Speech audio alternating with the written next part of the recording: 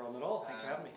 Great to get this opportunity. I'll just start with a warm-up question. So, imagine I was an alien landing on planet Wellington, and aside from telling you, take me to your leader, I'm asking you, what's the housing market in New Zealand like? What's its features?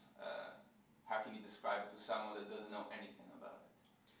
The New Zealand housing market is an absolute disaster. It has, for at least a decade, utterly failed to keep up with demand for new housing. And when cities can't grow up or out in response to increased demand, prices can only go one way. I moved here in 2003, and it was just paradise. So at the time, the median house price was a little over 3 times the median household income. We moved to Christchurch, and my wife hadn't yet gotten a job, but we were looking around. You could live at the beach on an academic salary and just drive to the university. There's nowhere else in the world you could do that. It's just gorgeous. It took us a couple of years to find our feet, buy a house, but we were able to buy by the beach. It was wonderful. Prices had gone up a little bit over that interval, and crud, we should have locked in 2003 when we first moved here. It went up a little bit through 2005. But things really started getting out of hand around the GFC and afterwards. Prices had been ramping up, but had been getting worse and worse along the way. And then over the past decade, it's gotten substantially worse. A lot of people put the blame on the Resource Management Act, but nothing in the RMA compels councils to set really restrictive district plans that aren't able to keep up with demand. So at least in Christchurch, there were restrictions on buildings around the fringes. It was difficult. I lived in South New Brighton, and we kept hoping that council was finally going to rezone to allow more building of nicer apartments near the Brighton Pier and the library. It was a gorgeous area that could have been built up a little more. Of course, then a little bit after that, the earthquakes came, and we didn't get that kind of buildup. But house prices really started rocketing in the rest of the country. So in Christchurch, prices stayed kind of flat. And in the rest of the country, they got a lot worse. So in Wellington now, it's more like 6.8 times median household income, maybe a little bit north of there. If you're looking at Auckland, Auckland is now more unaffordable than San Francisco. And if you've got one basic rule in urban economics, it's don't have a housing market that's more screwed up than San Francisco's. Because that's like the pinnacle of the worst, right? And yet we've managed to make it even worse than San Francisco and Auckland. So what's going on? It seemed obvious that it's just not been enough building, but why is that? So it's not that the RMA is necessarily stopping them from building. Councils didn't have to set restrictive plans. Why did they all set restrictive plans? So as in Christchurch as an academic, the increase in house prices was worrying me. You could see what had happened to places like San Francisco as house prices went up, and you could see that starting to come in here with a bit of a lag, and started worrying about it. I shifted to Wellington and the initiative for think tank work in 2014, post-earthquake messes in Christchurch, and Oliver very keen to get me on over here. And I was really lucky that I came in 2014, because I certainly couldn't have afforded to move from Christchurch to Wellington today. But they'd been worried also about housing affordability and looking through the reasons for it. So I started by looking at what's been going on in zoning, and councils haven't been zoning for enough housing, and I'm sure that other people have been telling you the same thing. But that's only like the first stage of the story. Councils aren't staffed by evil people that are determined to make life miserable. That does a disservice to the council staffers. They're not trying to make things horrible, right? House prices are obviously horrible. Why do we get that kind of an outcome? It's emergent, right? It's not something that it's just these evil planners that have gone and done something. Why do we see that across the growing councils? It seems to be a feature of all of the places that are growing, except Christchurch. Christchurch was able to avoid it. So you have to think about, well, why do they set those kinds of rules? So we can knock out a few explanations as well. So why do we focus on zoning rather than other things? If you look internationally, house prices are really variable. You'll have some places that are like Detroit that have had population degrowth, people are leaving, and of course you get a lot of affordable housing there because you built up for a stock of population that's bigger than the current stock. You're going to have a lot of empty houses, and that'll keep prices down. You probably don't want to live in a place that has low house prices for that kind of a reason. You've got other places that are really desirable to be, like San Francisco as of 5 years ago. It's a complete mess now. But as of 5 years ago, it was one of the world's great places, right? And really desirable, really high income, really strong productivity, but really strong restrictions against urban growth. So really hard to get new housing built.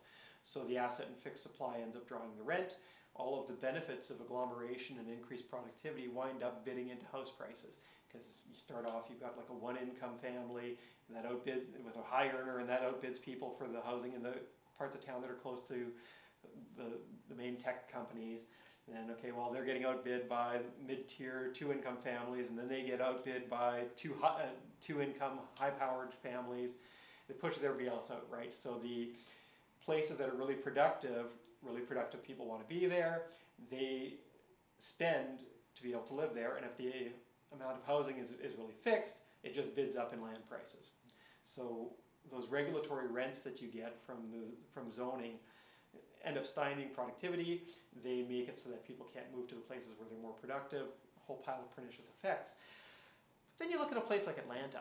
Atlanta had substantial population growth too. It's its own kind of tech hub. A lot of health tech stuff goes on there.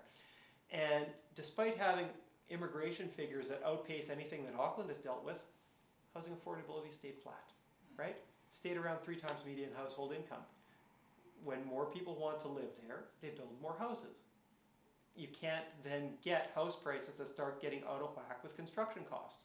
As soon as it's cheaper to put more houses on paddocks outside of town, or to turn existing houses into townhouses or apartments, if that's cheaper than buying another house, or buying an existing house, then you get redevelopment. So redevelopment happens endogenously, and that constrains house prices. Immigration can't be the story driving everything when you've got 2 blades to the scissor, right? It's not just demand, it's not just supply. If supply is fixed, then all the movement has to be on price if demand shifts. If supply is fairly horizontal because you've got a functioning housing market, well, demand can just increase and cities expand. So it can't really be just migration. And I don't think it can really be tax either. So often in New Zealand, people will point to, well, in Australia, they've got stamp duty. Maybe we need to have a stamp duty. Or in Australia, they got capital gains tax. Or some parts of the US have capital gains tax. Maybe we need to have a capital gains tax. If you look across the United States, some states have capital gains taxes. Other states don't have capital gains taxes, and they vary in how they treat the family home. That explains basically nothing of affordability differences across cities in the US. What explains it is restrictions on building, right? So I'm pretty skeptical about stories around tax here. Similarly, if it were just a tax issue in New Zealand, why is it that Auckland's really expensive and Christchurch is affordable? Do we have like a different tax regime between Auckland and Christchurch? The same. Like you've got differences in how city councils charge fees, the level of services they provide, what they charge in taxes, but how capital is treated in the tax system is the same between Christchurch and Auckland and Wellington, but house prices are radically different. The most plausible first instance explanation is zoning, but that still is question begging because it doesn't tell us why councils would set those restrictive plans. Then you have to look to councils' incentives. We have set a system in New Zealand where it's just a recipe for ongoing angst and conflict between central and local government.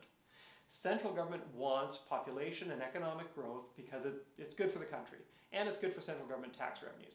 More people are here paying taxes, central government gets a higher income tax take. If there's more economic activity, central government gets a higher GST take. If companies are thriving because you've got a really productive city, more company taxes for central government. Like all of those are like awesome things, right, for central government. They love those.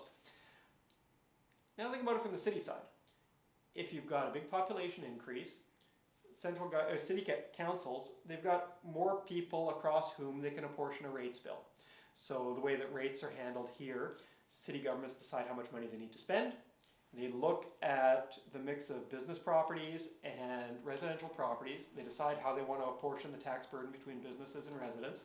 And then among the residents, they say, okay, well, you own 1/10,000th of the value of all the properties, capital and land included, in our region, so you're going to pay 1/10,000th of the cost of running things for the portion that we're setting on residents as compared to businesses. So if you've got population growth, you've got more capitas that you can spread the bill over, but your bill's gone up a whole pile. Like you could potentially draw a higher total budget because you've got more people that you could tax, but council budgets don't quite work that way. They start by deciding how much they're going to spend and then apportion it across what they've got. So they don't really see much revenue side in population growth. What they do see are massive infrastructure costs and a whole pile of hassle in dealing with existing residents who see no particular benefits to them of urban growth, but a lot of perceived personal costs. Maybe they like the community the way that it was, they never wanted to see it changed, they don't like that somebody across the street might switch to having townhouses in, they might not like congestion, maybe they just love the idea that the countryside and rolling hills are a 15-minute drive from downtown, right? And that's just part of their what they value about the town.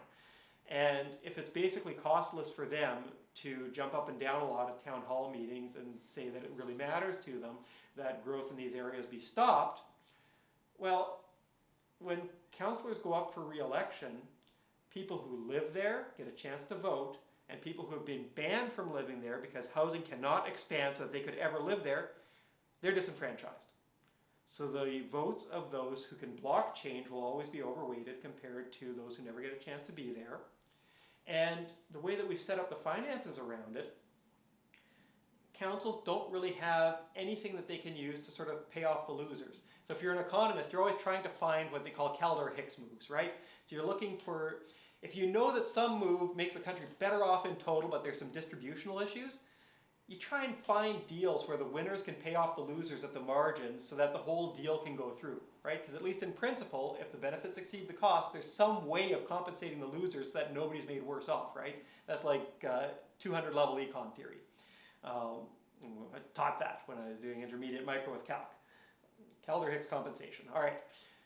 How can councils do this? All right. Well, actually, they can't. They don't get another big revenue stream that comes with more residents coming in. Central government gets a whole pile more revenue. Local councils get a whole pile of headaches. So of course they set rules that restrict growth. It's entirely in their interest to do so. They'd be mugs not to. Or maybe, okay, I won't say mugs because they're like heroes when they don't, right? They're pursuing the national interest rather than their own interest. It's awesome when they do that. There are at least a couple councillors in Wellington that I've seen do that kind of thing. But we shouldn't have to rely on heroes to be able to get to there, right? You should instead have a system of incentives that means that councils want to have more growth instead of wanting to block it, right? Instead of having to push water uphill, you should be able to just let water flow downhill, and that results in growth, and enabling of growth, and enabling of more housing. So we've got the incentives all wrong. When central government gets all of the benefits of population growth and proper urban planning, and local governments are left with all of the costs, of course you're going to wind up in spots where central and local government are fighting all the time. And that's what we've seen basically since I've been here. That local governments don't enable enough growth, they don't put in enough infrastructure, they don't maintain the infrastructure. After a while, things build up, central government comes in and beats up on local councils with a big stick and says, if you do this again, we're going to beat you up with an even bigger and dirtier stick next time and make it hurt harder, and we're going to bludgeon you into submission. But they've set the incentives to make councils not want to pursue that, right? Instead, they should be trying to think of ways of changing councils' incentives so that they want to enable growth. Our executive director here, Oliver Hartwich, when he was doing work in this area, when he was based in London at Policy Exchange, it was infuriating him how, where he'd come from in Germany, house prices were stable, nobody was doing crazy things with housing, they just saw it, well, you need a house, you need to live in a house, it's not this big investment category, house prices are stable. So why was it? Because in London things were going crazy at the time, right? So he went out to Germany and he had a chat with some of the local councillors, and the way that they had the tax system set up, whatever was written in the rules was kind of second order. It didn't matter that much. It wasn't what actually went on.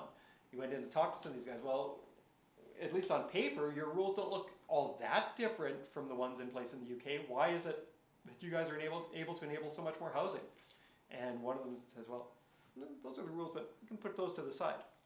If you're going to bring in enough more business that we're going to have a whole pile more revenue for the town, we're just going to make it work. We'll find a way to do it. It was in their interest to do it because they didn't have a system where the incentives were backwards compared to the outcomes that people want. We need to have something similar here. So if we start thinking about it, how can we enable councils to say yes to growth, right? One of the first things that the initiative had proposed, this was before I'd come in, was grants to councils, just something rough and ready based on the amount of construction activity that they'd overseen in their district.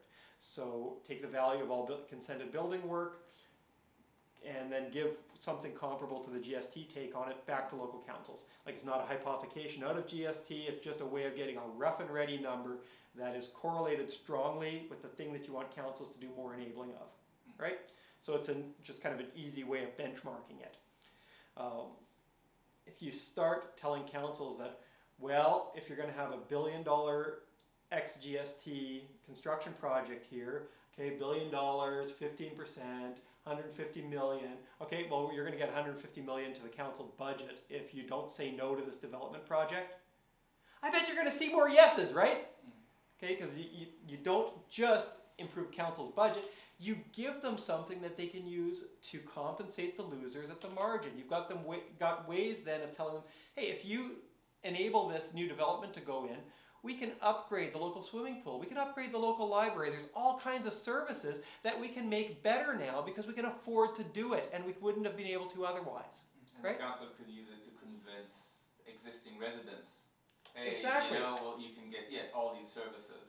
Yeah, so you can make it part of the bundle. So when council goes to the rezoning hearing, which RMA processes require if you're doing some of these rezonings, or making a new plan that would accommodate some of this, and say, hey, sorry, I'll step back.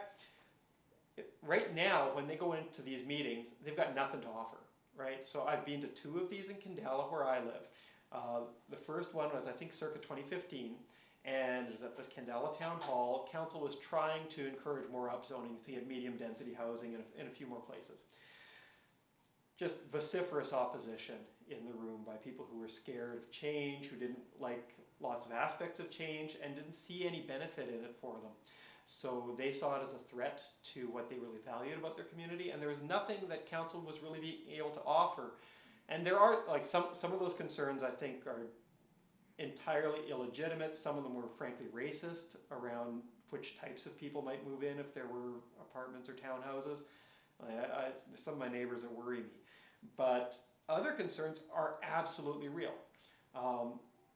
Sewage system is in rough shape. Some of the storm sewers overflow in heavy flows, and some of that backs up proper sewage pipes. And if you have more flow going through some of those trunk lines and they don't get upgraded, there's going to be a bigger burden. Council doesn't have any budget for fixing that mess. You can get some congestion in local services. There's no money for putting sidewalks on Onslow Road. Right? Onslow Road is this narrow track. If it starts extending to take more traffic, you might want there to be a spot for bicycles to be able to go up, right? It'd be pretty expensive to do that because of the way that road runs. There are all of these reasons that people then have to say no because they can see how this will hurt them, and there's nothing that council can really do to assuage that because they don't have the budget for it. Change the incentives, you change the game. Don't hate the player, hate the game, try and change the rules of the game. So GST on new construction is one option. Another one that I've liked was part of a broader proposal around enabling local government to do more for their communities and investing a little more in subsidiarity. So one of the problems that I've seen here is a lack of flexibility in policy as it applies across the country. So different policies might be best in different parts of the country, but we've got a very rigid national structure. So some things are devolved to local councils, but not very much. And it's kind of one size fits all. They have to do it within the national policy statements, and they don't have a whole lot of flexibility.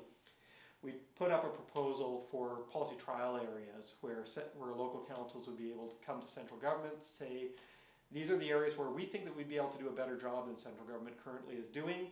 Here are the ways that we would measure it, the outcomes that we want to be held against. Here are the spending lines, what you're currently spending in these areas in our community. Give us the money instead. We'll spend it better. Track us on these metrics. Make sure that we're actually doing this properly. If it fails, we roll back to national default rules. No harm, right?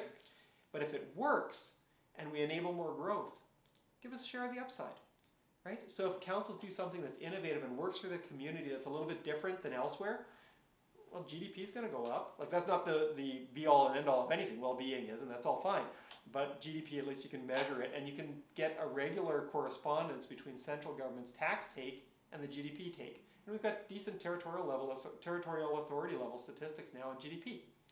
If you know roughly what proportion of GDP turns into tax revenue, and you can forecast GDP at least at the national level, if a TA beats the forecast because they've done something innovative, and there's tax revenue for central government that would not have existed otherwise, give them a taste.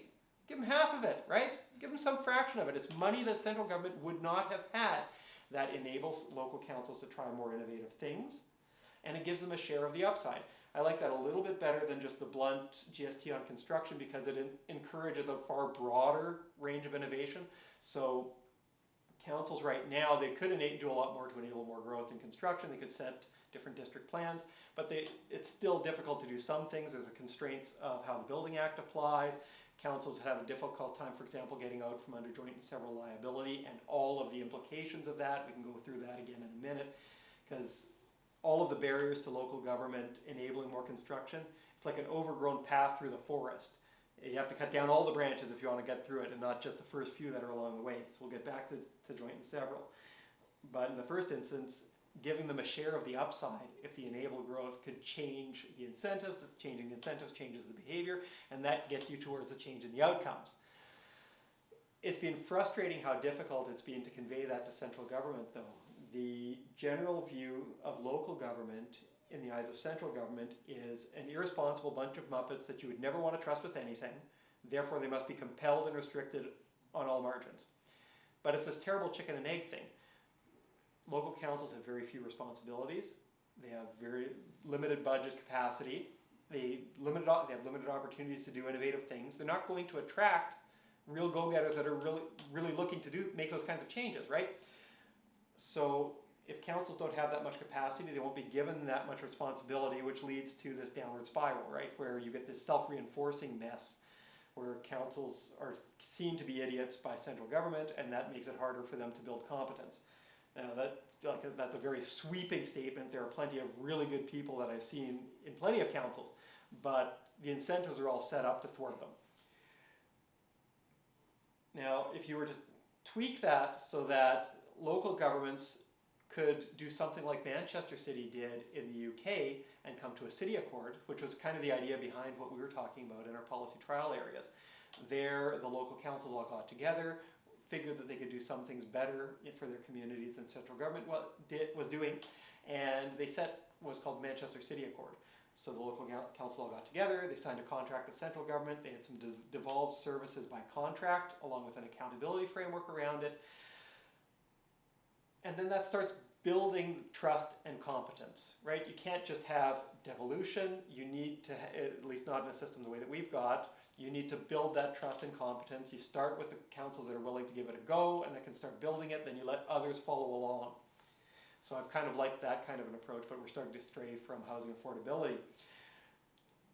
The other pernicious incentives that are facing councils is not just that they don't get the money that comes with growth that central government gets, and it isn't just that they get the infrastructure costs and the other hassles from residents when they enable growth, it's that they've got this big incipient potential liability if anything goes wrong. And that leads to another set of perverse incentives. And this goes back to the ruling in the leaky buildings cases, where under joint and several liability, as we have it for building currently, the last man standing with deep pockets is the one that's going to end up bearing the burden of any failures. So if you've got a building company that 3 years later has folded and the next iteration of the numbered building company is the one that's in existence and all the subcontractors are gone and the buildings turn leaky, you can sue council if you bought that house. And then council, even if council was as diligent as it should have been in any sane world, they're going to wind up having to shell out to compensate you for that. Now, one line of thought says that this is good because you want people to be protected, but that's the ambulance at the bottom of the cliff. What that induces is the creation of giant walls at the top of the cliff that are nowhere near cost effective. It results in over-engineering and just crazy process around sort of cover your ass things in council consenting. So you get spots where councils seek to limit their liability by making sure that any consented buildings follow standard building practice. Standard building methods are defined in terms of New Zealand standard building materials. That makes it really hard for builders to access foreign markets for building materials. So never mind that there are some ways of using non-certified materials. Like there's no reason to think that a piece of drywall that works in Vancouver, which is wet and shaky and has had its own leaky building crisis already and costs 2/3 the price of a piece of gypboard here, there's no reason that piece of gypboard wouldn't work here. But if you try and get it consented, you're using a non-standard building method because the standard building methods are defined in terms of New Zealand standard building materials. And councils don't like to sign off on those because if you have ticked all the boxes that you're following all the standard building processes, then you're limiting council's liability. All right? So we've got all of these perverse incentives built into the system, and you need to go root and branch through it to be able to affect real change that'll be durable. So if you just change the RMA to something else, as they're talking about doing, without changing council's incentives, you're going to get the exact same kind of pouring of old wine into new bottles that we had when we shifted the Town and Country Planning Act into the Resource Management Act. Councils that want to restrict growth will find new ways of doing it. If we want to change the incentives around zoning for more density, like the laudable national policy statement on urban development wants to do, you have to watch for margins where if councils still want to restrict growth because that's in their interest, what other levers might they pull to affect that end, right? Heritage. That's one of them, right? So heritage designations are one. I'm a little more worried about another one, but we can come to it. The whole heritage system is a mess. It's a particular mess in Wellington because it's a mess that'll wind up killing people. In other places, it's a mess that directly affects housing affordability. Here, it's also physically dangerous. We'd had a report out jointly with Deloitte, I think also around 2015, looking at, I think we called it deadly heritage. So we were looking at the intersection between earthquake strengthening rules in Wellington and the heritage designations that make it really, really hard to affect strengthening changes to comply with the earthquake strengthening rules. So if you've got one set of rules that are telling you you must strengthen and another set of rules that preclude you from using cost-effective methods for strengthening, no wonder some buildings just sit for decades in neglect because nobody wants to start touching them, right? It's just too complicated and too costly, and you've got too many of these old buildings that are owned by people, by lower income tenants in well, not tenants, they're owners, but in sort of condo unit title arrangements where the body corporate can't organize them because nobody has any money to be able to affect the strengthening changes. They might have a chance of doing it if they could use cost-effective methods. The heritage restrictions mean that they can't, so it just all gets put in the too hard basket forever, and eventually it will kill people. So that's all rather bad. The other one that is worrying me currently, and it's especially frustrating because it's a new thing that's just come in, that fixing old stupid, that's kind of hard. Adding new stupid on top of existing things when you're trying to make things better, it's just really infuriating. So at the same time as central government's put out the, again, laudable national policy statement on urban development, which requires upzoning in places near mass transit so that you can get more density in the places that people want to live.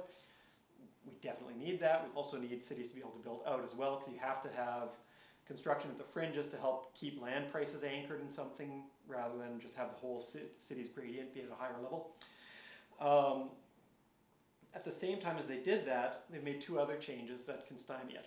So one of them is the national policy statement on sensitive soils that forbids residential construction on precious agricultural land. So the theory here is that potatoes are sacred, and that if we ever had to import potatoes, that'd be really bad. So it's far better that we ban people from building houses on land that could grow potatoes and have places where people would want to live.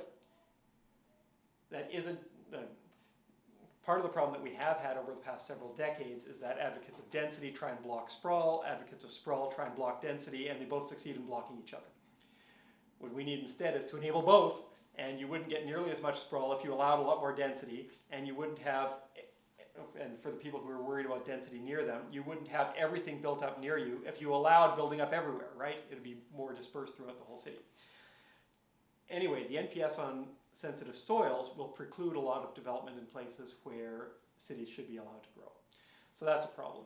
The other problem are the changes around how councils should be considering climate change in consenting and in planning. It totally makes sense that councils should be looking at liability they might be facing if they've got trunk infrastructure that would be subject to flooding, the effects of changes in precipitation, river flows, all of that on like the topography and where it might be safe to build. Absolutely, all of that makes sense. What they're doing instead is going beyond that, though. They're saying that councils, for every consent that comes to them, should be considering the effects on climate change of that consenting. Now, you might say, fair enough, if we didn't have an emissions trading scheme and if that were the only way of keeping emissions in check. Like, it's a crazy point at which to try and intervene to try and limit emissions, but if that were the only thing going on, maybe, and it were impossible to do other things, maybe you could make a case for it because of the scale of the climate crisis.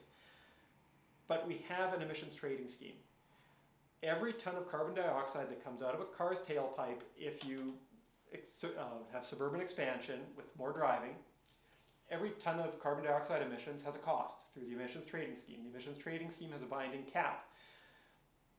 Every time you buy a liter of petrol, you are buying 2.45 kilograms worth of carbon dioxide credits.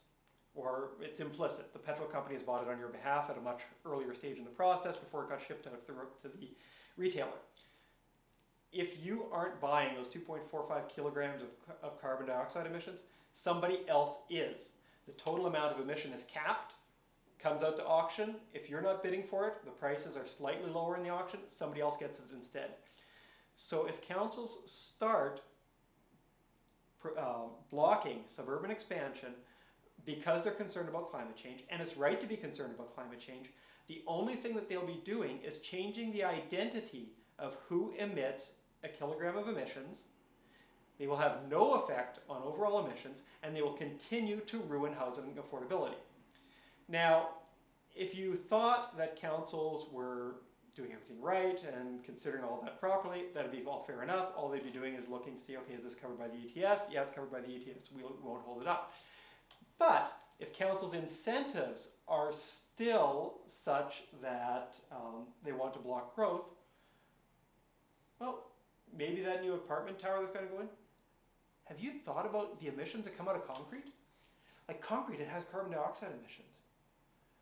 Maybe if you want to put up that apartment building in this place, which just happens coincidentally to be near a place where a lot of people complained about upzoning before, like that's just coincidence. We'll just leave that to the side. But I bet that you're going to need an environmental impact assessment about all of the emissions that might come out of the concrete that you're going to be pouring and how you're planning on offsetting that. And I bet that it's going to be a really expensive feasibility study that's going to be required for that if you want to get council sign-off, right? If you haven't changed the incentives and you're giving them new levers to say no, well, councils will find the levers for saying no, right? You've got to change the incentives if you want to change the game. You can't just put in a national policy statement on urban development and expect that all the councils are going to do the right thing. Like Wellington so far looks like it's going to be doing the right thing. But if their incentives haven't changed a few years down the line, they've got reasons to say no again. And we don't want them to have reasons to say no. We want them to have excuses for saying yes. Okay, so given everything you said, why houses in Christchurch remain relatively affordable? Like nothing changed, right? What happened in Christchurch was after the earthquakes, places like Selwyn and Waimak, they brought forward huge amounts of infrastructure development. So they had recently set 30-year plans. They'd known that there was going to be growth coming, and they'd set it out over this longer period. When the earthquake happened and Christchurch Council wasn't really moving that quickly to enable a lot more housing in the immediate response to it, despite that it was somewhere on the order of 12 or 18,000, I can't remember which, houses had been destroyed in the red zone, and piles of workers coming in that needed places to live, and piles of people who were displaced during their own rebuilds. Despite all that, Christchurch Council wasn't really moving in any effective way to enable more housing. There was a lot of argy-bargy about what the central city plan should look like, and we don't have to get into the reasons for that now. Selwyn and Wymack just grew. They brought forward 30 years of development into a couple of years, and Christchurch has had flat house prices since then. I look back at homes.co.nz, which it's a wonderful website. They give you a expected market value for every property in the country. And the house that we sold in Christchurch has barely gone up in price. So we sold it in, I think we closed in September or October 2014 when we were moving up here. I moved up a little sooner, the house closed a little bit after. We'd just gotten our earthquake repairs done, and it's good. House prices have been flat there. I think we might have, when I had last looked at it, I think it's up 8% since we sold, and that's 5 years ago. The house we bought in 2014 here in Wellington is up 70%. So Christchurch and the surrounding area enabled a lot more growth. That has meant house prices have been pretty stable. Wellington hasn't, and house prices have gone up. If I had been looking to leave the University of Canterbury with the loss of foreign students there after COVID, instead of after the earthquake shocks there, I could not afford to move to Wellington. There is no way that I could have asked my family to uproot from the rather nice house by the beach that we had in Christchurch to move to the kind of place we would be able to afford on selling that house in Christchurch and buying in Wellington. The downgrade would just be horrible, or the debt burden catastrophic. That has to have substantial productivity effects, right? If somebody's going to be more productive in one place than another, you want them to be able to move, right? It's better for everybody. But housing policy has meant that they can't. It's locked people out of the places where they can be most productive and have the brightest futures. That's just damaging, right? We're getting this increasing divide between people who are the housing haves, they bought early enough, and the ones that may wind up being locked out for a substantial period. If you look over the past year, it'll be tough to find a KiwiSaver fund that has outpaced housing prices, right? So house prices in Wellington, you look pretty much any neighborhood you want to look at, it's 12.5% or a little beyond that. You're going to have a hard time finding a KiwiSaver fund that's going to outperform that, and especially if you're hitting something other than a growth fund. So if your growth funds are going to have the highest returns but the highest risk. If you're planning on pulling money out to buy a house in a few years' time, you probably don't want to be in that kind of a fund. You're on a treadmill that's moving faster and faster and faster, so you have to keep saving more and more and more just to keep up with house price appreciation if you want to build up a deposit. You're locking people into some pretty terrible spots. The Reserve Bank has talked a little bit about financial stability implications. I worry about social stability implications. Like people are delaying family formation because of this kind of crap. They're not able to move to places where they'd be more productive. You're being locked into high unemployment regions because how can you be better off by moving to a place where you can't afford to live, right? You're losing the support of whānau, that's where you are, even though there's no jobs there. Moving to places where there's nowhere to live, it's a pretty risky endeavor, right? We need to get this one solved. Some of that has had me wishing that New Zealand had another financial market that's present in the United States. Like it won't solve what we have here, but it might make things a little bit better given what we have here. The solution has to be supply side. We need to get more housing built. We need to have more zoning, cities have to zone for more housing. Cities have to have reasons to zone for more housing. We need to enable a lot more prefab construction, innovative building methods, import of building materials that are comparable. Like anything out of Vancouver, Seattle, or Tokyo has to be good enough for here, and it's crazy to think otherwise, except maybe in Rotorua because sulfur affects nails in weird ways. What about importing construction companies? Absolutely, right? So prior to COVID, I had, when we were talking about policy trial areas, the report that we put out suggested, well, why don't we try a building innovation area in Auckland, right? You could do stuff like pull council out of joint and several liability and just have them proportionately responsible, right? So when the Law Society had done its work looking at joint and several liability, they said it's just too complicated to sort out among all the contractors, so it had to stay joint and several. That's not true when it comes to council's role. Council either was diligent when it did its checkups, or it wasn't. If it was negligent, fine, nail them for it. but if they were responsible, only charge them for their proportionate share of the liability instead of the whole thing. That changes their incentives. Allow importation of innovative building materials in that area. Instead of banning foreigners from buying property and then developing it, encourage it, right? Some of the companies that are able to put in 10,000 or 20,000 house subdivisions in Texas or other parts of the United States or Canada say, hey, come buy some paddocks, put in some housing. And we're going to use the infrastructure financing vehicle that Twyford put in recently, which has some desirable aspects to it. There's still some problems in it we can go through if you're interested. But there are ways of sheeting the cost of infrastructure to the future residents. In places like Texas, they do it through municipal utility districts that wind up being governed by the people who live in the area. They assess a rate on themselves to cover the cost of the infrastructure that was sunk or the cost of paying off the bond that covered the infrastructure and the ongoing maintenance. Ideally, you time the life of the bond for the life of the infrastructure.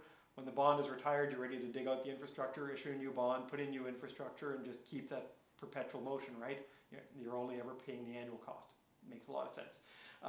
In Phoenix, they do it through ring-fence financing vehicles on the council's balance sheet, but they're revenue bonds. So council itself will put a special rate on an area that covers the cost of the infrastructure, and if the new subdivision falls over, there's no recourse to the rest of council's balance sheet, so it gets its own separate credit rating. Anyways, you can do those kinds of things while encouraging some of the bigger construction companies out of the States to just come in and put in tons and tons and tons of more housing. And if you want, throw in requirements that they take on Kiwi apprentices along the way, so we train up the next generation of Kiwi builders, so we don't end up just in these big surges and then nothing, right? You need a rolling mall of new housing over the next decades to be able to keep up with demand. You need a surge now, you need the rolling mall to continue after that. Instead, we've just been telling foreign developers to piss off because we don't want anybody buying precious residential land here, or if it's going to be adjacent to a reserve, then you need to jump through a whole pile of hoops with the Overseas Investment Office, and maybe they'll take 8 months to decide, and you've got capital costs that are mounting over the period, and it all just looks just too complicated to say piss off. I don't want to have anything to do with New Zealand. I'd rather put my money someplace where they want it. Like every other country in the world is just begging for foreign investment and trying to get it. Here we tell them to go away. It's crazy. Yeah, so we should be enabling that. On the financial market side, I've wished that we'd have something like Case-Shiller indices here. So if you're not familiar with those, these came up like 2 decades ago in the US. So a couple of finance specialists, they said, okay, well, you can trade on the S&P 500, which is just an index of how different, a whole pile of different stocks. You can have indexes across anything, really. They built housing indices. So they built indices for the major metropolitan regions in the United States that tracked housing prices. So here you've seen some housing indices. I think that the Reserve Bank uses one that comes out of Rian's data on median house prices. The Case-Shiller indices come out of something a little bit more sophisticated than that, but not that much more. So there they will track repeat sales of houses. So if you buy a house this year and then it sells in 3 years' time, and there haven't been any reno to the house in the intervening period, well, those 2 points of sale can help build the index, right? How much has prices grown over the 3 years? So it's like a monitoring fund, but how do you? It's an index. So yeah, what does it do to how okay. does that improve things? So I was saying a little while back about we've got people that are just locked out of housing, and it's difficult to see how you can save for housing other than just by putting ever greater fractions of your income into saving for a house, right? To be able to keep up with the ramping up in house prices. First, define an index in house prices for the local market. Then set futures markets on the indices, right? So contract pays value of the Wellington Housing Fund Index, or the Wellington Housing Index as of December 2021. Pays the value of the index as of December 2022, December 2023, over whatever horizon you like. Okay, buy shares in the index. If you think you're going to have saved up enough to buy a house in 5 years' time, buy the index for 5 years' time, right? If house price appreciation outpaces the market, at least you are keeping up with that because you've bought that index. If the stock market is outperforming it, well, you've foregone some earnings there, but you have hedged against some of the risk of house prices going up faster than stock markets. So it might be a desirable part of a savings portfolio for somebody who's trying to build assets to buy a house. More substantially though, you immediately start getting a market-based assessment of whether government policy will start shifting the curve on supply. Because if you start seeing credible signs in the futures market, I'll step back from it. Let's go back to when Labour was first elected and they made the promise around Kiwi Build. And after the election, they say, yep, we're actually going to go ahead with this. If the futures price for housing didn't change with the election and didn't change with the Kiwi Build announcement, you might go, markets are kind of skeptical that this is actually going to do anything. Maybe we should try something else, right? If on the other hand, you put in a series of changes around council incentives and you make it all credible, you should see that panning out in futures prices for housing. And if it doesn't, you might start wondering about whether you're on the right track or not. Or maybe the markets are wrong. Me, I put some money into it expecting that the markets were wrong, but maybe I'd be wrong, right? You start getting a market-based assessment from people who have money on the line, evaluating the effects of policy on house prices. So you don't just get a way for people to get some exposure to housing where they're currently locked out of it, so that they've got some stake in the local community and the strength of it as represented by the local housing market. And they're not feeling as locked out of it because they own a share in it. You also give an opportunity for those who find themselves overweighted in housing to lay some of that off, right? So housing is kind of a 0-1 thing. It's hard to own a third of a house. Like you can go in with other people, but then you're in a flatting situation and that's kind of uncomfortable and difficult. If, for example, me, who's terrified of Wellington earthquake risk, I'd love to be able to run a rolling short on the Wellington housing market as a way of insuring against a big Wellington earthquake, right? It extracts some of the equity from my house effectively. I forego some of the upside capital gain, but I've got money that I can invest in things that don't go boom if you have an earthquake, right? So it's a neat kind of mechanism.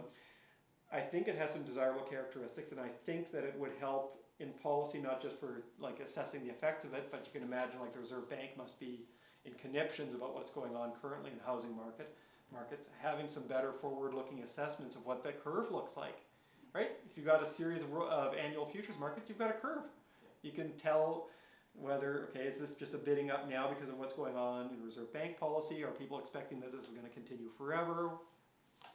It could be useful. Yeah. Like it doesn't solve the problem, but it gives you one way of assessing whether the solutions that have been put up are judged to be credible. And also for people that are out of the housing market, a way to at least get some exposure to it, right? Keep up. Yeah. At least instead of seeing it going further and further away. Absolutely. So there's a sort of standard finance portfolio argument for wanting to have exposure to lots of different asset classes. And if you don't own a house, it's difficult to have exposure to that asset class. Like maybe you can buy stock in building companies, but they tend to go bust during housing booms anyway. You can buy some exposure by buying the companies that own apartment buildings, I guess. But it's tough, right? And if you want to take the other side of it, it's really hard to short, or at least I haven't figured out easy ways of shorting Wellington housing. So there's that portfolio idea on it, but I think more on the stability side and giving those who see few paths to actually ever being able to afford a house because of the way that house prices have been moving relative to every other investment, a way for them to get in, or by making sure that their savings don't depreciate in value relative to house. If I put money equivalent to 10% of a house into this instrument and I still need to save the next 10%, at least I've locked in that I own like 10% of a house because it follows the market. Do you have any advice to anyone on the out? Just as a, what would you do if you're, I don't know, 30 years younger, just finished uni, say you got an okay job, you're not rich, and right now,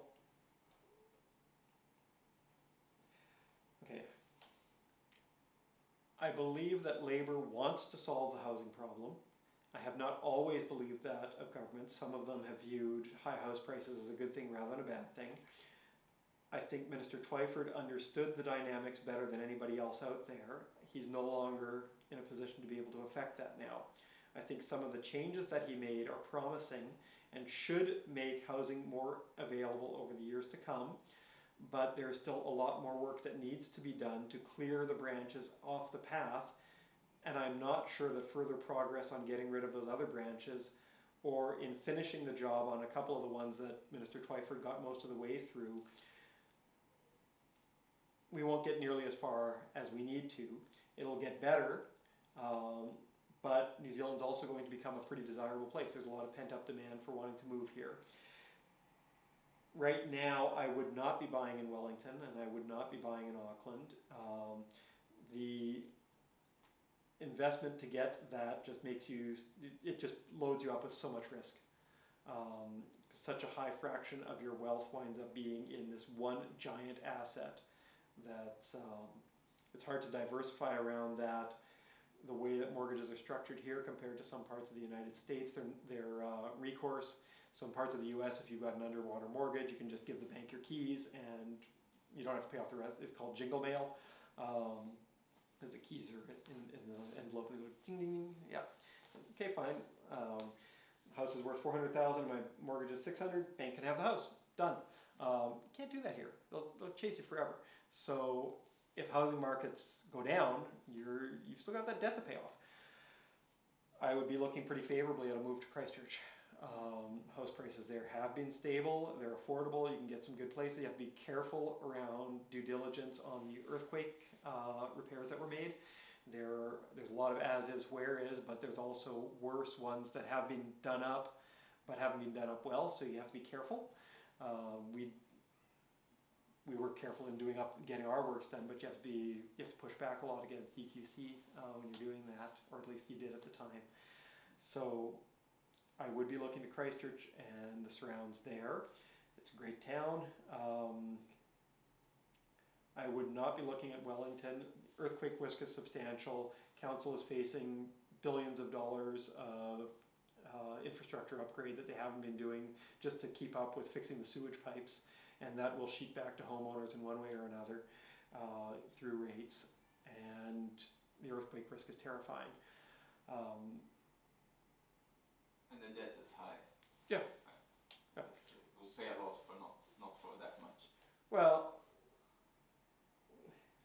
Susan and I went for a walk on Saturday morning. So the kids go into their various lessons. So one of them's doing circus lessons in Newtown, and the other one's doing kung fu in Brooklyn. And then we just drive over to Island Bay for a wander around. And when we were shopping to come here in 2014, Island Bay was a place that we really liked. It's a lot like South Brighton, except a little better than South Brighton, but had all the good parts of South Brighton and a little less dingy around the town centre kind of area. We were taking a walk down Clyde Street and picked up the phone, and I pulled up homes.co.nz, and you can follow the map, and you can see the valuation of every house that you walk by, what it thinks that it would sell for. And tiny cottage that's been done up, smaller section, 1.2 million, 1.2 million, 1.1 million. Slightly larger cottage on a smaller section that needs a lot of work, 895,000. Like we paid less than that for a house in Candela when we moved here in 2015, and it didn't need that much work. 2014, sorry. You look at that and what you can get for what you're paying here, give your head a shake. There are a lot of problems in renting. The rental markets here are a bit of a mess that I've not adequately understood the reasons why it's quite the way that it is. I would not want to have capital tied up in Wellington House at this point in the market. There's a reasonable chance that they will actually make some progress. The City Council hearings on upzonings are proceeding. They seem so far to be taking seriously the NPS and wanting to upzone in lots of places that need upzoning. And at the Candela Town Hall meeting just a month or so ago, it wasn't just the chorus of NIMBYs opposing change. It was councillors saying, oh, we'd love to listen to you, but our hands are tied, mostly. And then one who's like a superhero, she stood up and just made the moral case for that we have to fix housing because it's just so horrible what we've done to people by locking them out of housing. But you also had more people that were like me standing up and saying, well, we need to fix this. Housing is a mess. There are ways of addressing a lot of the real concerns that people are bringing up around sewage or parking, and you don't have to do it just by blocking more building. And the consequences of continuing to block more building are pretty bad, right? So the ground is kind of shifting. There's been a pretty active YIMBY movement of younger people who've been active in the town hall processes and in the council hearings, but also more vocal in the community broadly about the need for more housing and pushing back against the heritage people, saying that, well, those houses look nice from the outside, but have you ever tried living in one as a tenant? Right? You're going to have mushrooms growing under your bed, and not the good kind. They're not legal yet. This stuff needs to get fixed. There's a growing recognition that it needs to be fixed, and it looks like council might end up fixing it. So I wouldn't be investing in buying a house here at this point. Were it possible for me to be shorting Wellington housing, I would be doing that. So you're more pessimistic than optimistic? No. That means that I am optimistic and that I want to hedge. Right? Yeah. I want house prices. I own house. Yeah, I want my house to be worth less than it currently is, not by some weird tax thing that comes in and does nothing to get new houses built. I want it to happen because they've abolished capital gains in housing by building so many houses that you never get capital gains in housing again, right? If you fix it so that cities can just keep building, whenever the price of a house in town starts exceeding what it would cost to put in some more townhouses or to put in another subdivision on the fringes, you should just be having more building, right? You abolish capital gains that way rather than trying to tax them away. It's a way of addressing whatever equity concerns you have about capital gains or people might have about capital gains while actually having, by doing it the right way, right? By getting more building.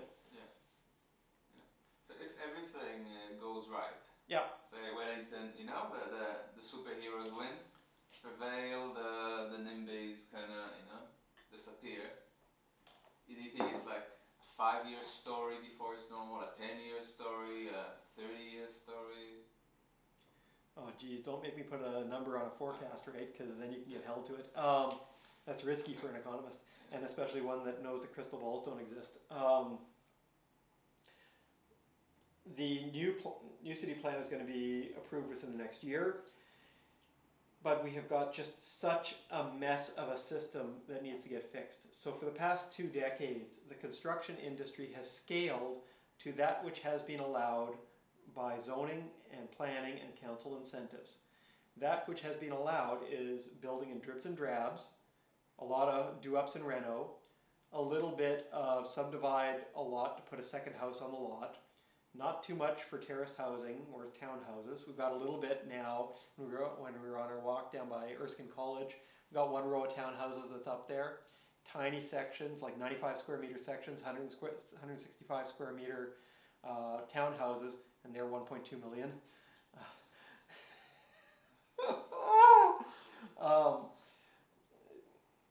So we've had a little bit of that, but it's just these little one-off things that are like, okay, well, here's 20 townhouses in a row.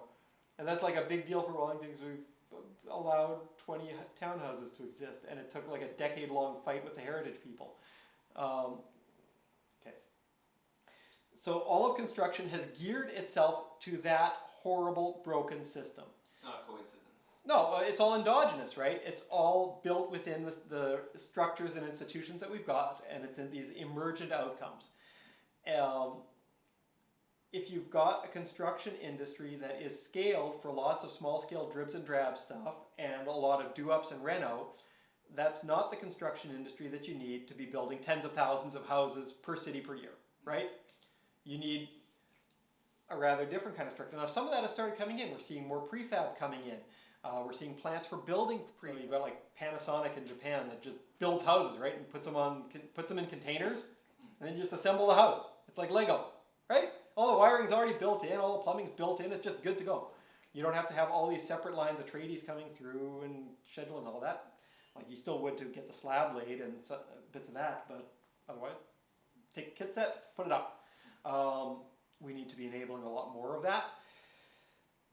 But gearing up a different a construction industry that is different than that which we've had is all kind of a longer term project, right? You need to get a lot more apprentices in if you're expecting that we're going to have steady state a lot more building.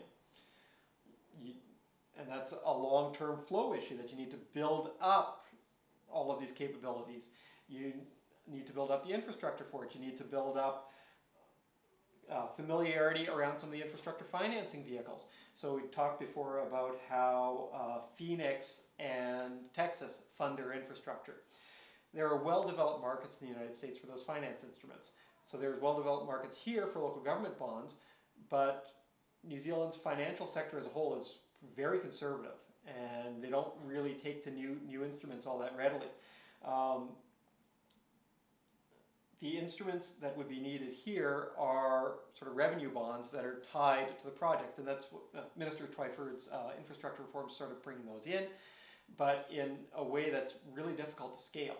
So if you look at the Texas version of it, if a couple of farmers own a couple of paddocks and they decide that it should be a subdivision, they merge them, they set a municipal utility district, which they're just allowed to do.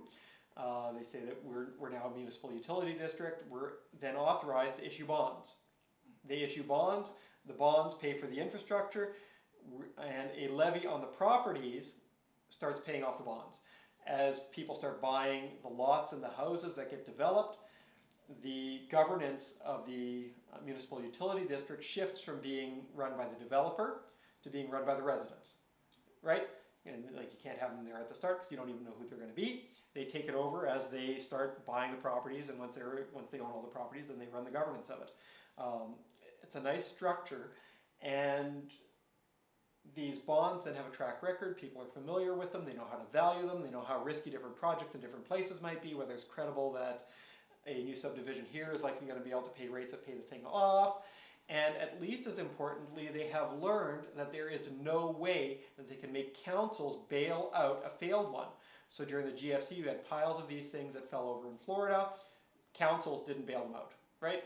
The investors bore the losses as they should, right? That's what they're getting the return for. They're taking the risk.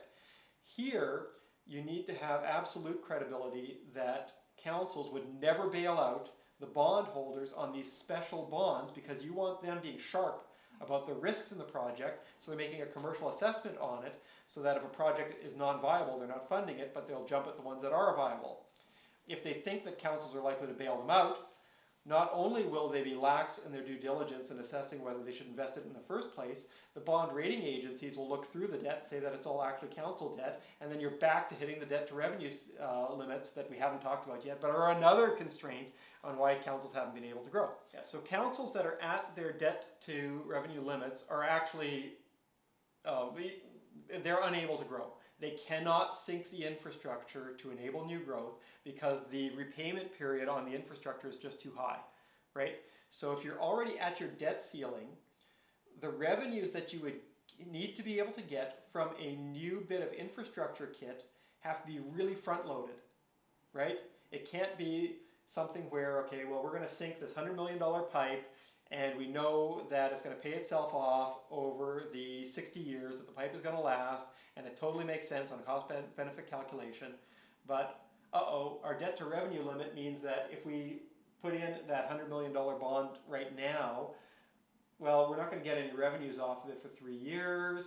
By the time homeowners are starting to be there and pay rates, and the revenues that are going to come off of it, yeah, they're awesome and all, and they pay it off over the life of the thing, but we need the revenues now because we're actually at our debt to revenue limit now. And from infrastructure from existing prior projects, right?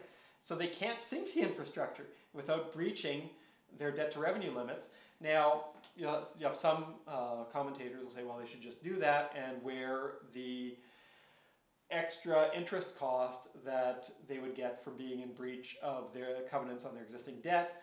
Now that starts getting complicated. You'd have to look through all the tranches of prior debt and what the actual penalties are that would be imposed by the prior bondholders for having taken on more leverage than had been advertised when the bondholders bought the debt in the first place. But the kind of infrastructure vehicle that Minister Twyford put up similar to the ones in Texas, short circuits all of that.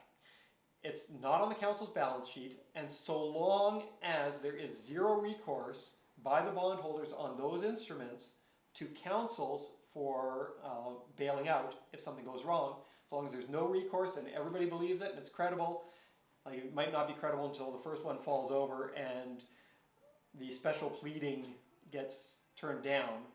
Like maybe we'd need that to actually make it credible. Or you'd have a central government edict saying, no, under no circumstances is it legal for councils to bail these things out.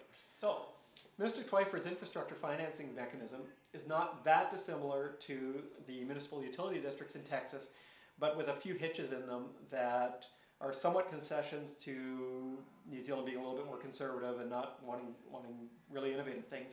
And a few things that I think might actually really hinder their application.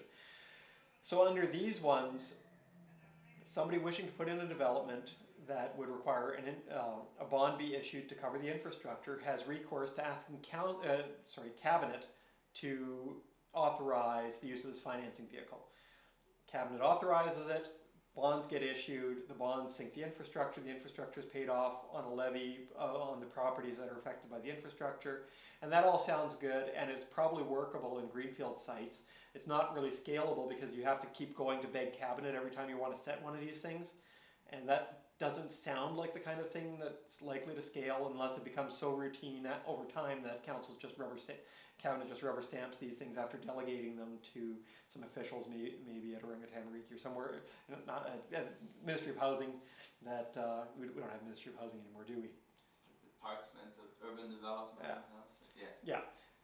Delegate it to officials. If they sign off on it, the Cabinet rubber stamps. Maybe you get to that point, but it doesn't feel like something that scales. But it could work in greenfield sites. So a greenfield site is one where you don't have existing houses or existing owners that might be affected. You start thinking through the application to brownfield sites where we're going to need trunk infrastructure upgrades to accommodate some of the upzonings that the national policy statement demands, and things start getting real messy real fast. So the whole structure that I described, where a couple of farmers get together, say, okay, we're going to put in a subdivision, let's partner up with the developer, set this whole thing up. They've all agreed to it, right? And so they've agreed that their land is going to be taking a levy to pay off the infrastructure. And everybody who buys a property on that land, they're agreeing too, right? Because it's like buying into a body corporate that has body corporate fees. Like, you know what you're getting into from the outset, you've agreed to it, you've signed on the line. Like, maybe you can complain within body corporate later about how the thing is governed, but it's not like you went into the thing blind.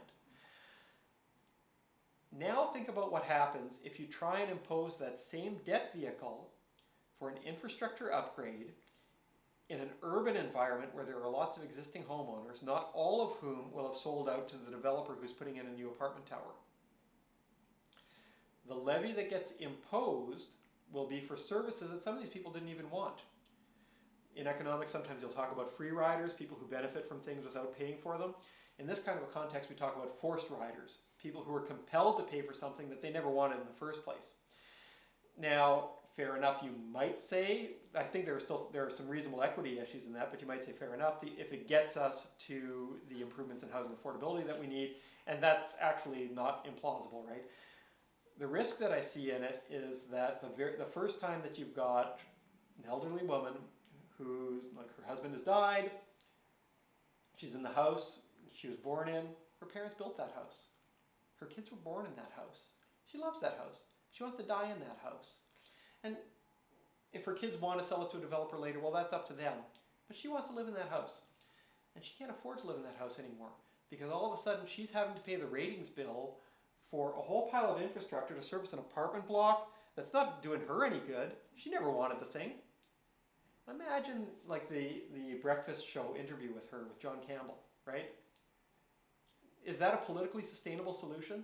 Does that work? Or does the whole financing vehicle fall apart in that application because of the political difficulties?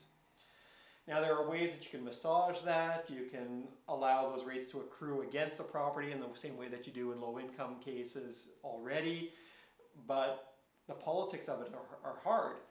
I think that they're missing a democratic governance overlay, which is implicit in how the municipal utility districts in Texas are struck, right? So there they've got that governance overlay where the homeowners who use the infrastructure, are the owners of it, and are responsible for it through that governance layer. You don't have something similar for the infrastructure that gets sunk under the infrastructure bond financing vehicle that the government's put in. What I think you need is something like the business improvement district structure that we have. So in that structure, if you'll recall, earlier this year, I think it's late last year, in Karori, they set a new one of these.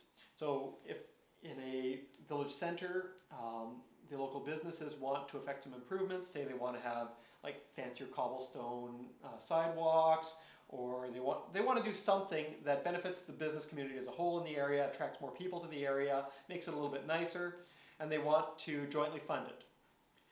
They can set a business improvement district that can levy the existing businesses to cover the costs of the public goods that they're providing, right? And the way that the governance apparatus for it is really neat. If you want to set one of these, you need to get the agreement of 50% of the business owners in the affected area, who collectively own 50% of the value of all of the businesses. It's a double majority.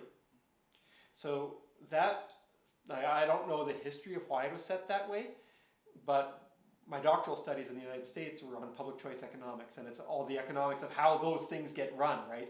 And that looks like a supermajority requirement that has been set so that the small guys can't effectively expropriate the anchor tenant in a mall, and so that the anchor tenant in a mall can't effectively expropriate all the little guys. Because you can imagine if it was just a majority, then they would come up with some mechanism that really shafted the countdown, but the countdown's there, it's not going to move, and did a lot for the little guys, didn't do much for the countdown, and was not very nice. Conversely, if it was just by property value, you can imagine countdown screwing all the little guys, right? You set the double majority threshold, you prevent exploitation. Really nice.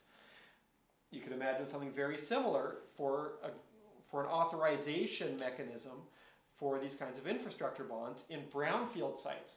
Maybe you need a 2/3 majority. Like if 2/3 of the affected property owners, constituting 2/3 of the property value, agree to levy themselves for the infrastructure, that adds legitimacy to the whole thing, right? And then if you do get some of these hard cases that might still come up, it isn't that some developer made a special pleading to cabinet that authorized it, and that always looks a little bad. Instead it's, well, a supermajority of your neighbors all thought this was a good idea, right? It isn't just like somebody's out to get you. It's bad that this has happened, but the process was legitimate. And I think that would help. Arthur has done fantastic work in this area. I love the stuff that he's done on the costs of some of the council regulations like view shafts and all of that. Now, can you imagine those kinds of structures persisting if councils shared in the benefits of growth? How could you wind up with rules that cost billions of dollars in locked up value because somebody liked the idea that you should be able to see one particular mountain from one spot on Auckland Harbour Bridge, right? If somebody just had that as like a bright idea and you had a different incentive structure facing councils, surely somebody in council would have said, hey, wait a minute, this is likely to cost us billions of dollars in revenue. What are you doing? Are you an idiot? Right? You'd have some of that pushback. There's none of that pushback right now because the incentives are all munted. Yeah. Well, it's the same thing around how we got so many heritage buildings in Wellington, right? So somebody went around, as best I can tell, somebody went around with a clipboard in the late 1980s and yeah, this looks old, this looks old, this looks old. So you've got like the Heritage New Zealand, like category 1 and whatnot, and those have a process around them. The council listed ones, we were looking into this in 2015 because we were really worried, and I still am really worried because like those kinds of buildings killed people in Christchurch and almost killed a friend of mine. Like she was the only one that lived on that bus. And it is because we had these buildings that could not be bowled because the stupid heritage people forbid bowling of those old brick dangerous facade buildings, and they held up the demolition. And they killed, I think it's 13, 14 people and just about got killed. We've got plenty here that look like that, right? And when we were trying to see, well, what the hell's going on? How did you get into the spot? Like, where did all these come from? And the best anybody could figure is that somebody had driven around with a clipboard. They couldn't tell us at what point in the process any of these houses were at. Like we started by wanting to ask, well, can you just give us the spreadsheet that shows, okay, here's the list of earthquake-prone buildings that are also heritage listed, and here's where they are in the strengthening process, right? Haven't yet put in a consent to do the works. Have put in a consent. Have commenced construction. Have had sign-off on the renovations. Have sought council assistance in getting an engineer. They didn't have any of that. They had like paper files on each property separately, but nothing that had a systematic overview of what the hell was going on in the system. So they couldn't identify where the blockages were because they had no systematic view of it. We kicked ourselves in 2005 that we hadn't bought immediately on landing in 2003 because of the big price increases that Christchurch had over the period. Like tiny compared to what has happened since, but it looked to us big because we were just starting out. And we are so lucky we got out of there when we did to get here, because we would have been locked out of here.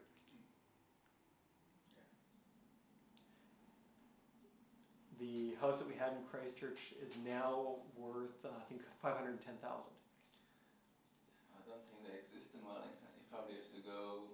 Our house in Christchurch was South Brighton, not particularly earthquake affected, on a bit of a rise, and that is why. Big swimming pool in the back, sleep out behind the garage. It was a 3 bedroom plus an office, small single bedroom, character home, 2 bathroom, beautiful wood paneling, gorgeous pillars. Loved that place. It was a wonderful house. Something like that in Island Bay now, I would expect 2. You can get one weird effect when you upzone around house prices and land prices.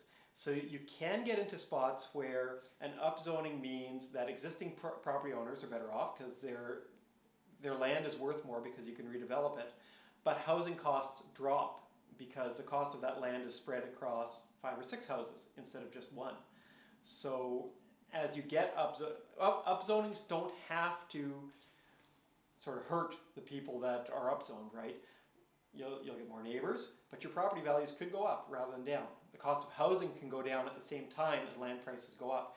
And that's one reason that I would love councils to shift their ratings base from being land plus capital value to being land alone. It encourages Building up. Yeah, it encourages greater capitalization on land, better land use. I would also love to see councils properly accounting for the cost of things like council-owned golf courses. If those things could be a whole pile of houses and a small park, maybe they should be maybe central government should be charging local government a land tax on those things, and local government should be charging central government for its land holdings in the urban areas, right? So you get some better land use. I wonder about a lot of the Auckland golf courses that are rented out at Peppercorn and really probably should be houses and some park.